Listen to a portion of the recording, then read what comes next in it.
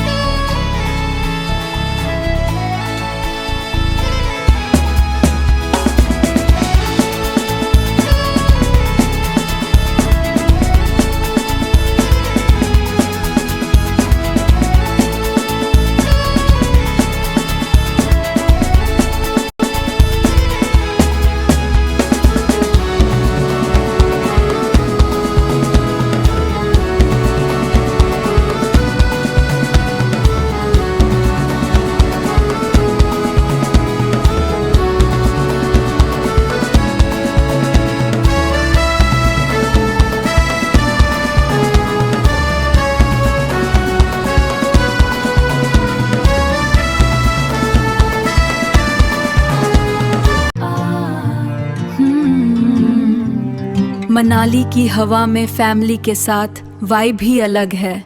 Cocoa आगे भाग रहा, उसकी मस्ती की तो बात ही अलग है। ये जंगल ट्रेल लेके जा रहा where the sunlight plays hide and seek। Waterfall की आवाज आ रहे, making our whole trip feel complete। पहाड़ों में सुकून मिलता, दिल को मिलता रिलीफ। ये सफर, ये पल बन गए ब्यूटीफुल मेमोरी, बिलीफ।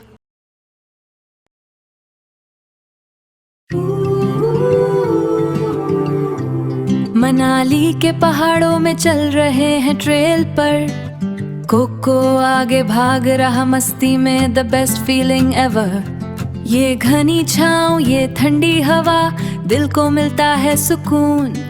फैमिली के साथ इस एडवेंचर में, फैमिली के साथ the best vibe, you know. Family के साथ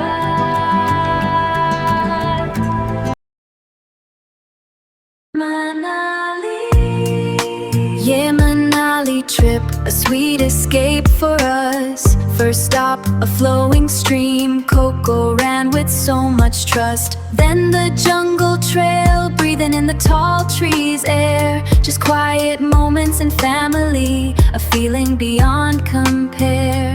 Making memories, yeah, making memories.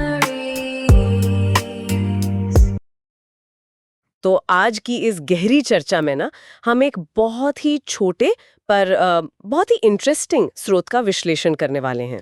हम एक ट्रैवल व्लॉग के डिस्क्रिप्शन को देखेंगे। लिखने वाले ने अपने मनाली ट्रिप का अनुभव शेयर किया है, जहां वो अपनी फैमिली और अपनी क्यूट डॉग कोको के साथ गए थे। और ये व्लॉग का डिस्क्रिप्शन ना किसी डिजिटल पोस्ट कार्ड जैसा लगता है, पढ़ने वाले को सीधे मनाली की वादियों में ले जाता है। वही ना, ये सिर्फ एक कैप्शन नहीं है, बल्कि एक मनोवैज्ञानिक झरोखा है। ये दिखाता है कि हम इंसान नेचर की तरफ इतना अट्रैक्ट क्यों होते हैं। तो शुरुआत में ही लिखा है कि ट्रिप की शुरुआत एक अमेजिंग वाटरफॉल विजिट से हुई। राइट, एक अमेजिंग वाटरफॉल। और इसमें 3 चीज़ों का खास जिक्र है: ठंडी हवा, फ्लोइंग वाटर और पीसफुल वाइब्स। हाँ, पढ़ के एक ठंडक सी लगती है। बिल्कुल।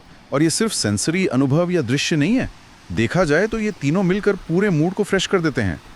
मनोविज्ञान में इन्हें दिमाग को शांत करने वाले सबसे पावरफुल ट्रिगर्स माना जाता है। अच्छा। हाँ, फ्लोइंग वाटर और ठंडी हवा शहर के तनाव को धोने का काम करते हैं। तो मतलब अगर इन 3 शब्दों को हम दिमाग के नजरिए से देखें, तो क्या एक झरने का बहता हुआ पानी हमारे दिमाग के लिए एक रिफ्रेश बटन की तरह काम करता है, लाइक जैसे कंप्यूटर को रिस्टार्ट करते हैं? मनाली का ट्रेल पे डीप इन द ग्रीनरी, साफ हवा में फैमिली के साथ, what a beautiful scene. Coco आगे भाग रहा है, लविंग ऑल द स्पेस। ये पाथ लेके जा रहा है उस वाटरफॉल की race. Mist on the pine, sunlight through the trees, बिल्कुल होम जैसा फील। ये एडवेंचर, ये वाइब, सब कुछ कितना रियल।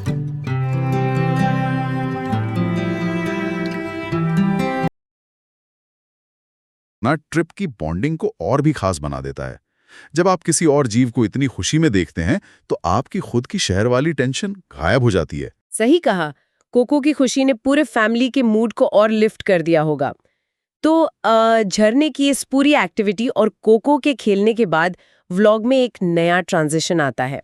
वो लोग एक जंगल ट्रेल पर जाते हैं। हाँ, और यहाँ माहौल बिल्कुल बदल जाता है, झरने के शोर से निकलकर सीधा जंगल के सन्नाटे में। एग्जैक्टली। स्रोत में जंगल ट्रेल की खासियत बताई गई है। लिखने वाले ने मेंशन किया है टॉल ट्रीज, साइलेंस, बर्ड्स की आवाज और फ्रेश एयर, और इसे explicitly pure escape from city life कहा गया है। ये विरोधाभास या कॉन्ट्रास्ट बड़ा इंटरेस्टिंग है। झरने की आवाज ऊर्जा से भरी थी, लेकिन उसकी ठीक बाद सन्नाटा। पर एक बात मैं सोच रही थी, अगर बर्ड्स गा रहे हैं और टॉल ट्रीज हैं तो वहां साइलेंस कैसे हो सकता है? तकनीकी तौर पर तो आवाज है ना वहां। यही तो कैच है। ये साइलेंस किसी आवाज का ना होना नहीं है, ये आर्टिफिशियल नॉइज का ना होना है। शहर की ट्रैफिक और मशीनों वाली आवाज से निकलकर नेचर के रियल साउंड ट्रैक को सुनना, यानी पक्षियों की आवाज, यही असल एस्केप है। वाओ, हाँ। शहर के नॉइस पोल्यूशन की हमें इतनी आदत पड़ गई है कि मतलब फोन की बजती नोटिफिकेशंस और हॉर्न के बिना हमें लगता है सन्नाटा छा गया है। एक सवाल आता है दिमाग में, हाँ पूछिए। क्या आज के दौर में साइलेंस सबसे महंगी और दुर्लभ रेयर चीज बन गई है?